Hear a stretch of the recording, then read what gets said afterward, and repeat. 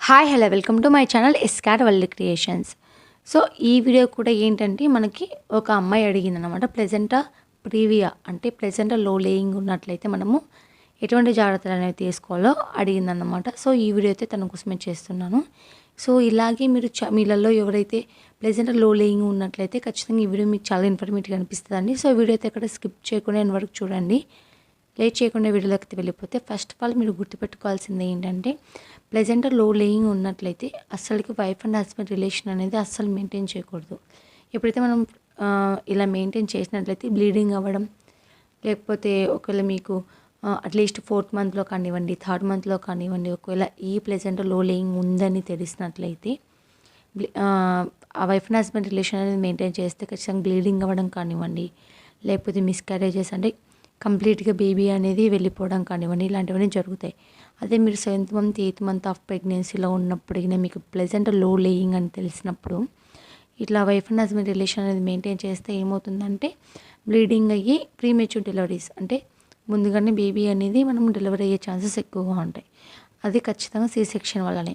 ఇంకోటి ఏంటంటే ఇలా చేయడం వల్ల ఏమవుతుందంటే మనకి బేబీ అనేది తొందరగా పుట్టేసి తనంతా తను బ్రతకడానికి వీలు లేకోకుండా ఐసీయూలో కానివ్వండి, ఎన్ఐసీయూలో కానీ పెట్టేసి అట్లీస్ట్ 1 to 2 months వరకు పెట్టి తను ఇక్కడ ఈ ఎన్విరాన్మెంట్లో సర్వైవల్ కాగలదు అన్నంత వరకు ఉండించిన తర్వాత మన బేబీని మనకు హ్యాండ్ ఓవర్ చేస్తారు. సో నేను చెప్పేది ఏంటంటే వీలైనంత వరకు సెక్స్ని అవాయిడ్ చేయండి.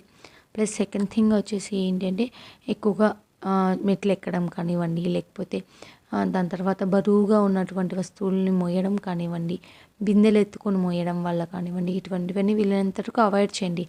ఎందుకంటే ఇప్పుడున్న రోజులలో ప్రెగ్నెన్సీ అనేది రావడం చాలా చాలా అరుదు.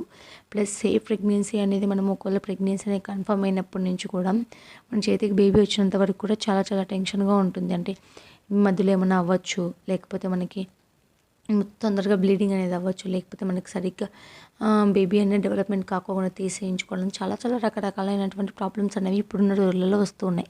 సో వీలైనంత వరకు మనము ప్రెగ్నెన్సీని చాలా చాలా జాగ్రత్తగా చూసుకోవడం చాలా మంచిది.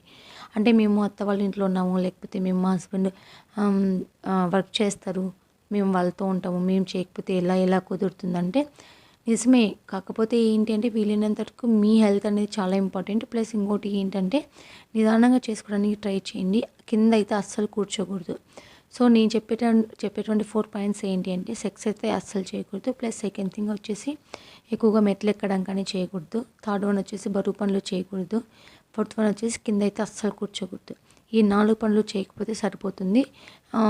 ఇంకోటి వచ్చేసి ఏంటంటే వీలైనంత వరకు బెడ్ రెస్ట్ తీసుకోవడానికి ఎక్కువ ట్రై చేయండి.